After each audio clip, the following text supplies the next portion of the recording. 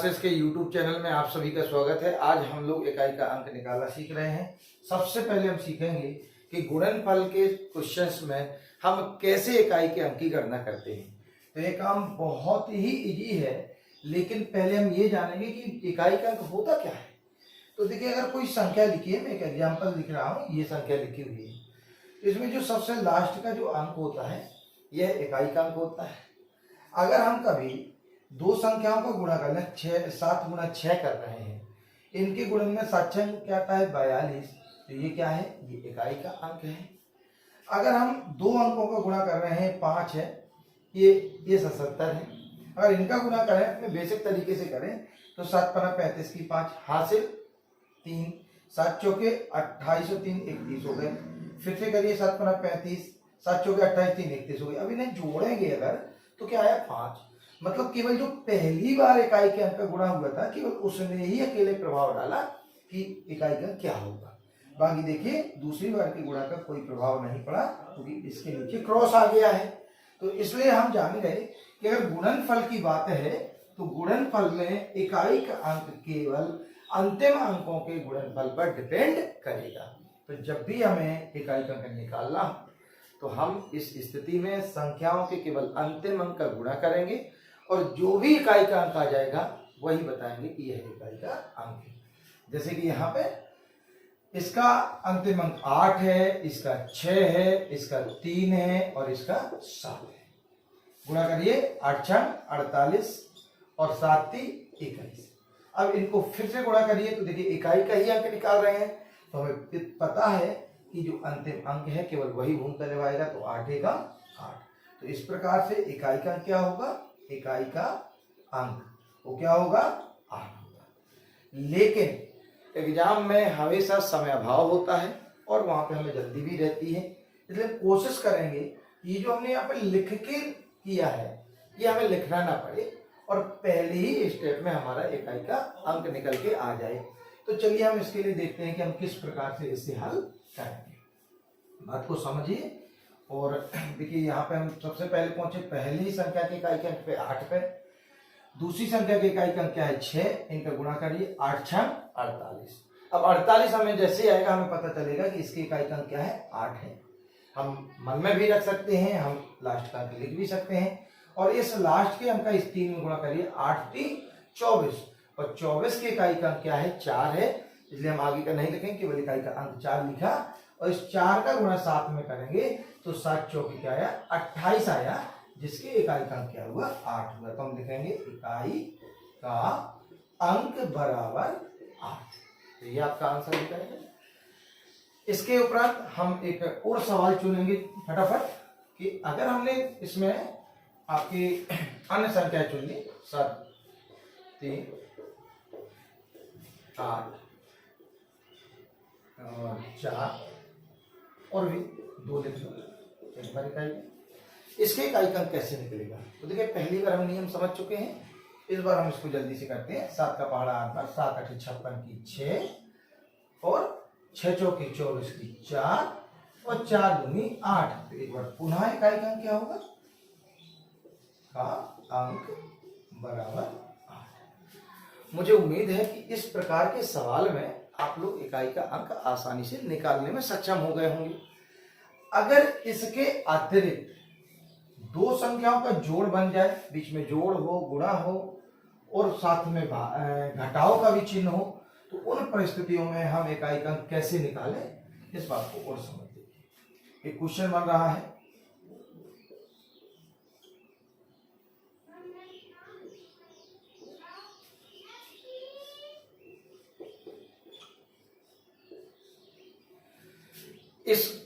इस पूरे सॉल्यूशन में, इसके हल में इकाई का अंक क्या होगा, ये प्रश्न है हमारे लिए। तो देखिए, हम इसको पूरे को हल नहीं करेंगे, हम इस आगे वाली संख्याओं का भी इकाई का अंक निकालेंगे, जो कि 6 चौके 24 की 4 होगा और पीछे वाली संख्याओं का भी इकाई का अंक निकालेंगे, 7 चौके 28 की 8 होगा।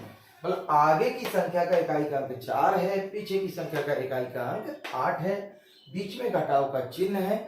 अगर जोड़ का होता तो हम निश्चित रूप से इसमें प्लस लगाते, और अगर प्लस लगाते, जैसे मैं यहाँ करूँगा प्लस का चिन्ह है, अगर प्लस लगाएंगे तो 8 4 कितने हो गए 12, 12 की क्या होंगी 2, तो इकाई का अंक हो जाता 2। परंतु सवाल में क्या था माइनस। जब सवाल में माइनस था तो हमारे सामने एक बात आई कि हम 4 में से 8 कैसे घटाएं। तो इसके लिए हमारे पास इस समझ होनी चाहिए कि ये 4 अकेला थोड़े ना है, इस 4 के साथ इन दोनों संख्याओं के गुणनफल के रूप में आई हुई एक बहुत बड़ी संख्या रखी हुई है। इसमें इन दो छोटी संख्याओं के गुणनफल की संख्या रखी हुई है, लेकिन दोनों की तुलना करेंगे तो आगे की संख्या बहुत बड़ी होगी पीछे की अपेक्षा। इसलिए जब हम 4 में से 8 घटाएंगे तो 4 में से 8 नहीं घटाएंगे बल्कि 4 का 14 मान लेंगे और कहेंगे 14 माइनस 8। तो इस स्थिति में ये बनेगा कितना 6 और इकाई का अंक क्या होगा इस प्रोसेस में, इकाई का अंक बराबर कितना होगा 6 और इसका आंसर। तो गुणनफल में अगर हमें इकाई का अंक निकालना है तो हम क्या करेंगे, समस्त संख्याओं के इकाई के अंकों का आपस में गुणा करेंगे। लेकिन इसके अलावा घातांक वाले क्वेश्चंस में भी इकाई के अंक निकालने का सवाल आता है हमारा। तो चलिए हम लोग समझते हैं कि घातांक वाले क्वेश्चन में इकाई का अंक कैसे निकालेंगे। सबसे पहले एक एग्जाम्पल लेते हैं। कोई भी संख्या लिख दीजिए,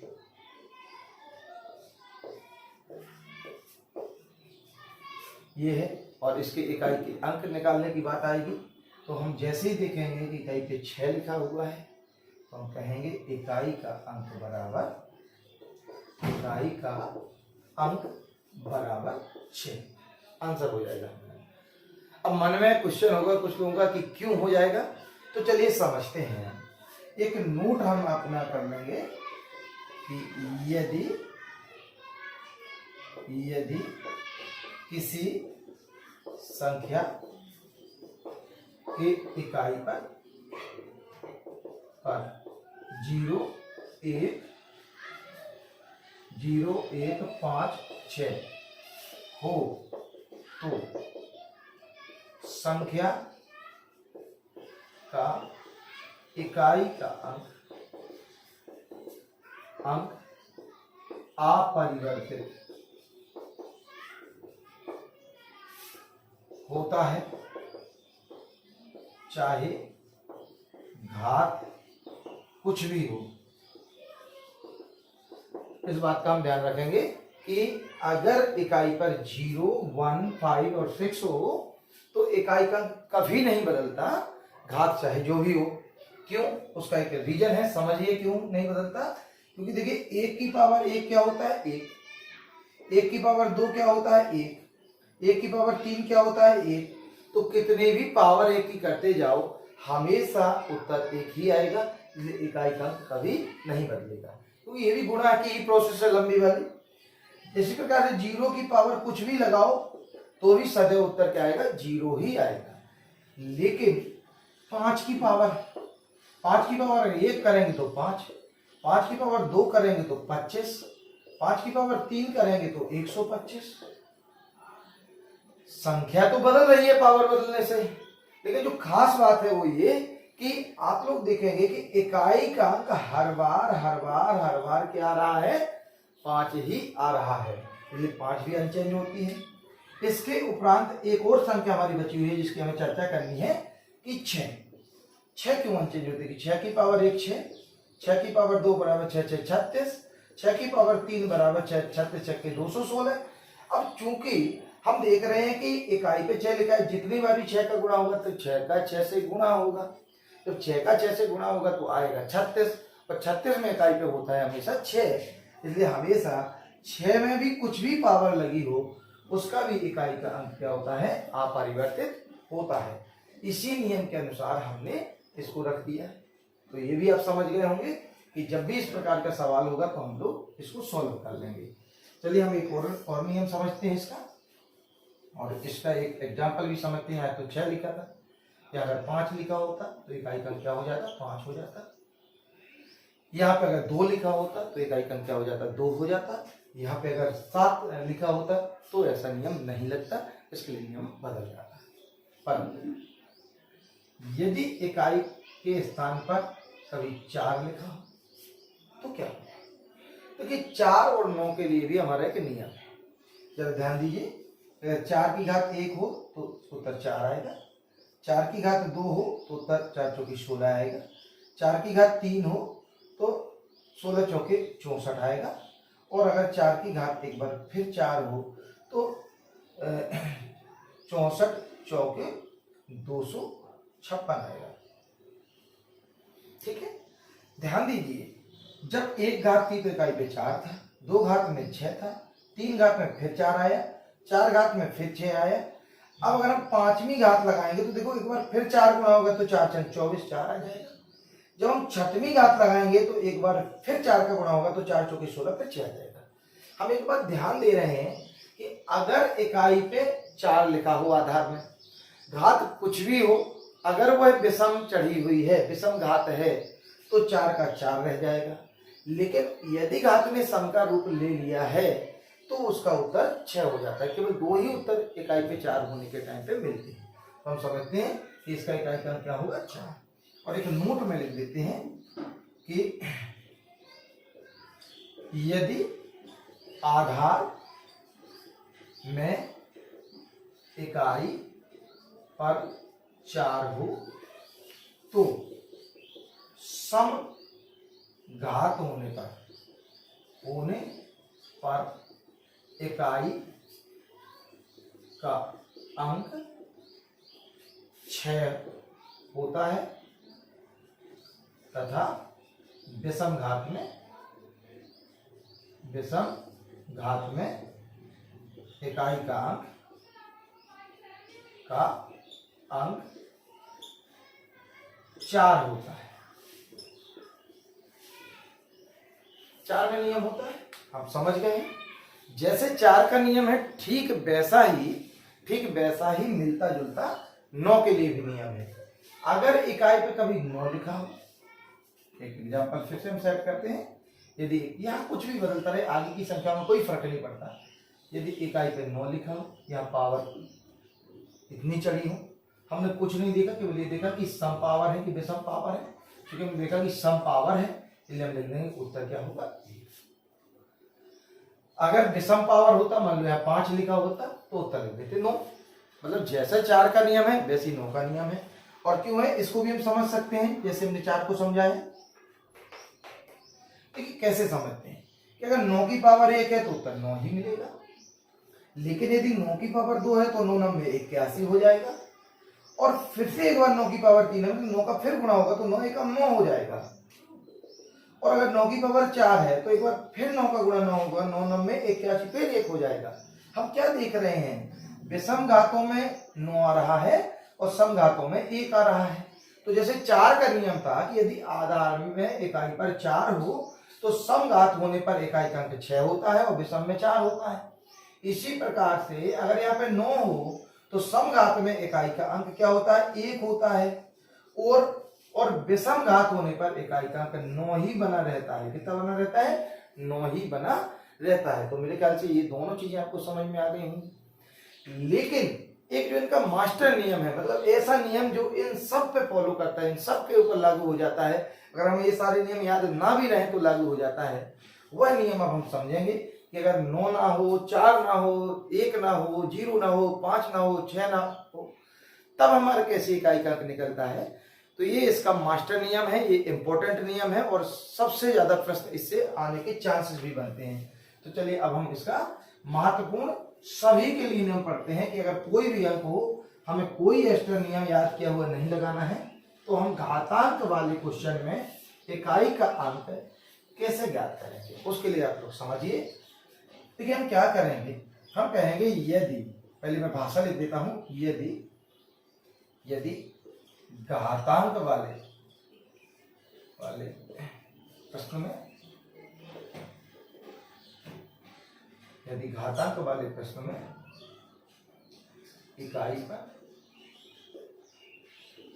कोई भी अंक दिया हो, कोई भी अंक दिया तो सबसे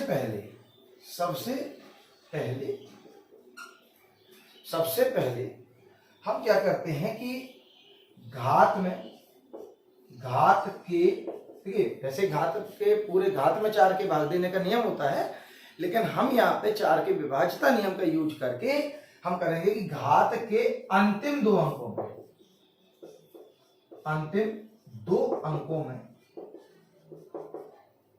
में 4 का भाग देते हैं, उसमें जो शेष बचे उसे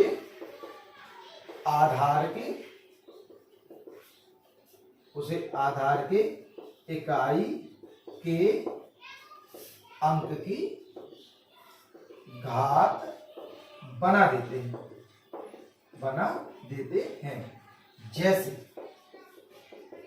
समझिए, एक संख्या है कुछ भी और इसके ऊपर एक पावर लगी हुई है, चाहे जितनी बड़ी पावर लगा दीजिए, आप स्वतंत्र हैं। मैंने घात लगाई है 8734, संख्या लिखी 3873 और बोला गया है कि इसमें इकाई का अंक क्या होगा। तो इसके लिए हमें केवल ये ध्यान देना है कि जो घात है इसके अंतिम 2 अंक कौन है, 3 4। इस 3 और 4 में हम 4 का भाग लगाएंगे, 4 8 32 आएगा, शेष हमारा 2 बचेगा। शेष हमारा 2 बच जाएगा।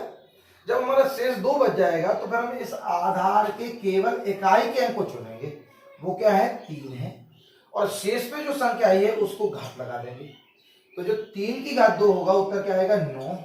हम लिखेंगे कि इकाई का अंक बराबर 9। मुझे उम्मीद है ये बात आपको समझ आ गई होगी, और मैं और एग्जाम्पल के साथ इसको समझा रहा हूं कि इकाई का अंक क्या आ गया है, 9 आ गया है। तो आप इसको कॉपी करिए और समझिए। इसके बाद एक और क्वेश्चन के साथ, यदि हम एक क्वेश्चन और चुन लें 2 और इधर कुछ भी पावर लगी हुई है, लगा दी हमने पावर, कैसे इकाई के अंक की गणना होगी, बस हम केवल इसके लास्ट के 2 अंकों को पकड़ेंगे। 43 है, इसमें हम 4 से डिवाइड कर रहे हैं, 4 का भाग दे रहे हैं, 4 एकम 4, कुछ नहीं बचा, अंक उतारा 3 का, फिर भाग नहीं देने का 0। अब कितनी बार भाग गया इससे हमें कोई लेना देना नहीं है, हमें केवल इससे मतलब है कि शेष क्या बचा है। शेष क्या बचा है, 3 बचा है। जब शेष हमारा 3 बचा है तो हम क्या करेंगे, इसका जो इकाई का अंक है 2, उस 2 के ऊपर इस शेष 3 की घातें लगाएंगे, उत्तर क्या आएगा, 8। तो हम लिखेंगे कि इकाई का अंक बराबर 8। तो मेरे ख्याल से ये बात भी समझ आ गई होगी आप लोगों को।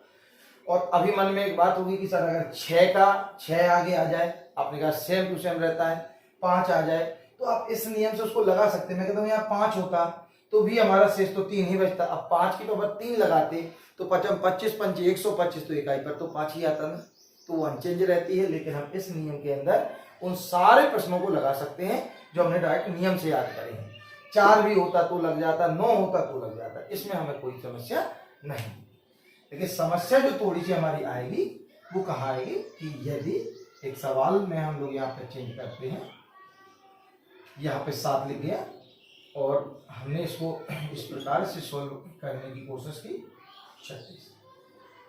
हमने देखा कि यहाँ पे अंतिम जो 2 अंक हैं उसमें हमने 4 का भाग लगाया, तो 4 में 36, भाग पूरा पूरा चला गया। जब पूरा पूरा भाग चला गया तो शेष कुछ नहीं बचा। ऐसी कंडीशंस में जब कुछ भी शेष नहीं बचेगा, भाग पूरा पूरा चला जाएगा, तो 7 की पावर क्या लगाएंगे, 4 लगा देंगे।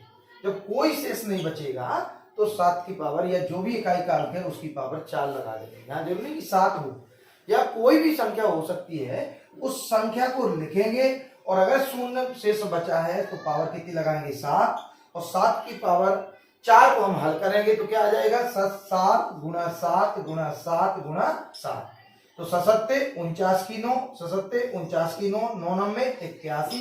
तो इकाई का अंक क्या होगा हमारा, इकाई का अंक ये बराबर कितना होगा, 1। क्या होगा इकाई का अंक हमारा 1 हो जाएगा। तो मेरे ख्याल से ये बात भी आपको समझ आई होगी। इसके लिए आप नोट भी अपना लिख सकते हो, नोट कि यदि शेष शून्य है, शेष शून्य है तो तो घात 4 लगाते हैं, से शून्य है तो घात कितनी लगाते हैं, 4 लगाते हैं। इस बात का हम लोग ध्यान रखें। एक प्रश्न और हम प्रैक्टिस का देखते हैं, इसको अलग करते हैं और एक क्वेश्चन हम देखते हैं प्रैक्टिस का, उसको आप लोग अच्छे से समझिए। ये देखिए,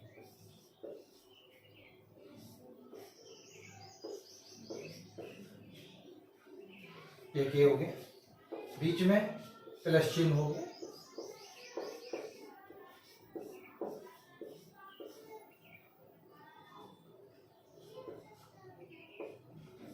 ये। अब बताइए इसमें इकाई का अंक क्या होगा, क्वेश्चन है। तो भाई इकाई का अंक ही हमें ज्ञात करना है, बीच में धन का चिन्ह लगा है, कोई बात नहीं, लेकिन हम घातांक वाली संख्या का इकाई का अंक निकालना जानते हैं। तो पहले दोनों का अलग अलग इकाई का अंक निकालिए। इधर पे आपका क्या लिखा है 3, इधर 73 है, तो सबसे पहले 73 में 4 का भाग दीजिए। अब डायरेक्ट भाग दे सकते हैं अपन लोग, 4 एकम 4 बचे 3, अंक उतारा 3 का, 33 हो गया। तो 4 8 32, शेष बचा हमारा कितना 1, तो 3 की बात कितनी आ गई 1। और इधर हम यही बात करेंगे तो इसमें भी 4 का भाग देंगे तो इसमें भी शेष 1 बचेगा।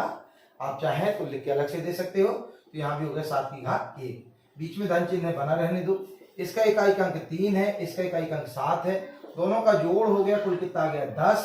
तो ऐसी परिस्थिति में हमारा जो इकाई का अंक है, जो इकाई का अंक है वो कितना आया 0, वो कितना आ गया 0। ये प्रश्न हो जाएगा आप लोगों का। इसी प्रश्न के दौरान अगर हम यहाँ पे 3 लिखा है, यही लिखा रहने दें, केवल यहाँ पे ऋण चिन्ह हो जाए। देखो अभी धन था, अभी हम इसको थोड़ा सवाल को बदल रहे हैं, यहाँ पे हो जाएगा ऋण। जब इसमें ऋण हो जाएगा तो सवाल लगाने का तरीका यही रहेगा सेम टू सेम, लेकिन यहाँ बीच का चिन्ह बदलेगा। और जब यहाँ बीच का चिन्ह बदलेगा, यहाँ थोड़ी सी संख्या भी हम बड़ी करेंगे और इधर की पावर को थोड़ा सा छोटी करेंगे। इधर संख्या हमने बड़ी कर दी और इधर की पावर छोटी कर दी, क्योंकि जब भी ऐसा सवाल मिलेगा ध्यान रखेंगे आगे की संख्या में सदैव बड़ी मिलेगी और पीछे की संख्या में कैसी मिलेगी, छोटी मिलेगी। तो जब हमारा ऐसा सवाल आएगा, यहाँ इकाई का क्या आएगा 3 और पीछे क्या आएगा 7। अब घट नहीं रहा है, तो जैसे मैंने अभी गुणा में आपको समझाया था कि आगे की संख्या जब बहुत बड़ी है और पीछे की संख्या अपेक्षाकृत छोटी है, तो घटाते समय हम हासिल लेके घटाएंगे, 3 का 13 बनाएंगे और 13 में से 7 गए तो कितना आएगा 6 आएगा। ऐसी परिस्थिति में हम कहेंगे कि इकाई का अंक बराबर 6।